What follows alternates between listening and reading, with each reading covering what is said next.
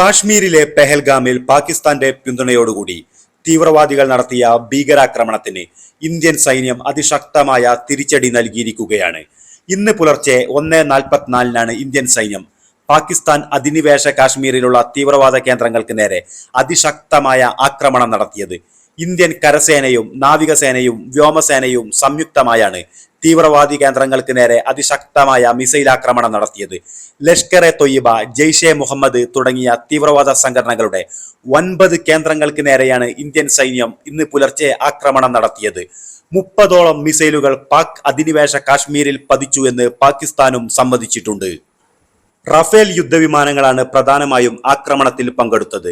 India നടത്തിയ ആക്രമണത്തിൽ 7 തീവ്രവാദികൾ കൊല്ലപ്പെടുകയും 38 തീവ്രവാദികൾക്ക് പരിക്കേൽക്കുകയും ചെയ്തിട്ടുണ്ട് എന്നാണ് പ്രാഥമികമായ റിപ്പോർട്ടുകൾ.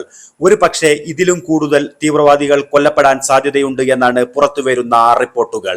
ഇന്ത്യയുടെ 5 യുദ്ധവിമാനങ്ങൾ തകർത്തു എന്നാണ് പാകിസ്ഥാന്റെ സൈനിക വക്താവ് അവകാശപ്പെടുന്നത്. 3 റഫാൽ യുദ്ധവിമാനങ്ങളും 1 Su-30 യുദ്ധവിമാനവും 1 MiG-29 യുദ്ധവിമാനവും തകർത്തു എന്നാണ് പാകിസ്ഥാൻ അവകാശപ്പെടുന്നത്. പാകിസ്ഥാന്റെ പ്രതിരോധ മന്ത്രിയായ ഖാജ മുഹമ്മദ് ആസിഫും ഇക്കാര്യം വീണ്ടും ആവർത്തിച്ചിരിക്കുകയാണ്. ഓപ്പറേഷൻ സിന്ദൂർ എന്ന പേരിൽ പാക് അധിനിവേശ കാശ്മീരിലെ തീവ്രവാദ കേന്ദ്രങ്ങൾക്ക് നേരെ ഇന്ത്യൻ സൈന്യം നടത്തിയ ആക്രമണത്തിന് പാകിസ്ഥാൻ ഇനി ഇന്ത്യയിലേക്ക് എങ്ങനെയാണ് തിരിച്ചടി നൽകുക എന്നതാണ് ലോകം ആകാംക്ഷയോടുകൂടി ഉറ്റുനോക്കുന്നത്. ഇന്ത്യയുടെ യുദ്ധവിമാനങ്ങൾ തകർത്തു എന്ന പാകിസ്ഥാന്റെ അവകാശവാദത്തോട് ഇന്ത്യ ഇതുവരെ കാര്യമായി ഒന്നും തന്നെ പ്രതികരിച്ചിട്ടില്ല. വരും മണിക്കൂറുകളിൽ ഇതുമായി ബന്ധപ്പെട്ട കൂടുതൽ വ്യക്തമായ വിവരങ്ങൾ പുറത്തുവരുമെന്നാണ് പ്രതീക്ഷിക്കുന്നത്.